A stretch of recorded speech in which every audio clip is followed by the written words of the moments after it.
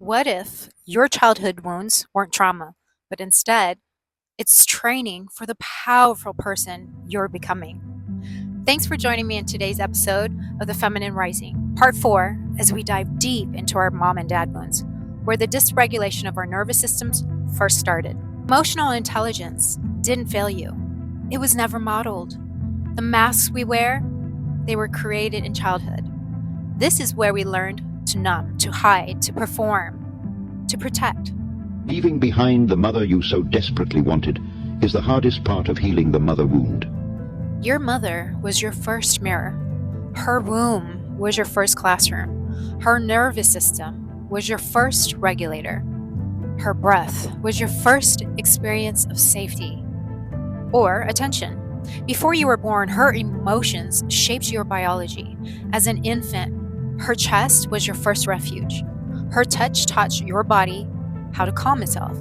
Skin-to-skin contact wires the nervous system for safety. But if she was overwhelmed, volatile, detached, or chronically stressed, your body absorbed it. If she rarely held you, your nervous system learned, I am alone with my feelings. This is not about blaming mothers. Most were never regulated themselves. But understand this, your mother became your first reference point for feminine energy. If she was explosive, you learned to mistrust your emotions. If she was submissive, you confused love with self-sacrifice.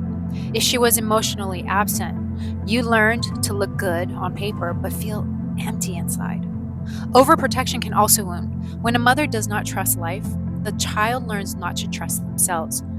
And if you're still deeply attached to her approval, or still burning with anger, there's still an inner child craving validation. Healing's not cutting her off. It's the cutting of the energetic cord of living out her fears, her limitations, her unlived life. It's choosing your own. Forgiveness and blame may have their place, but here the emphasis is on freedom. Freedom from waiting for a different past. Freedom to build a different future for yourself. Freedom to be the mother you needed, even if it's decades later than you deserved.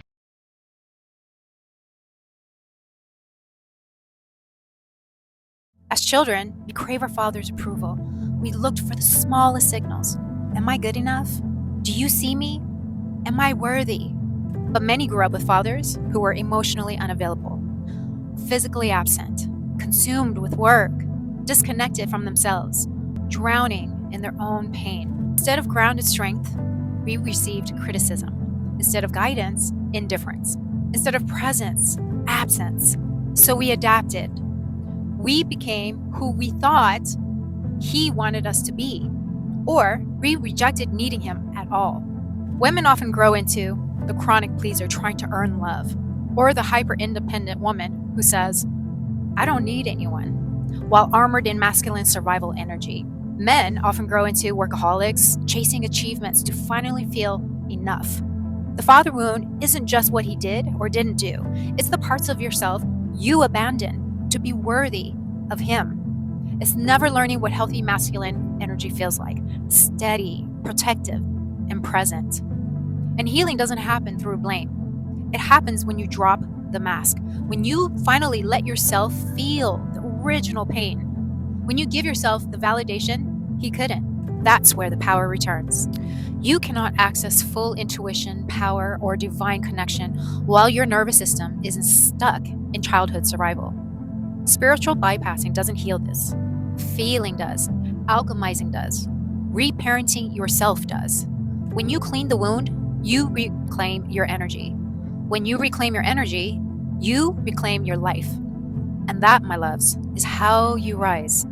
This was episode 3 of The Feminine Rising, through healing and power. Share your thoughts in the comments, and share this video if you want to empower others to rise, because sharing is caring. Thanks for tuning in, and I'll see you next at episode 4, Dating and Attraction. Why dating feels so hard right now.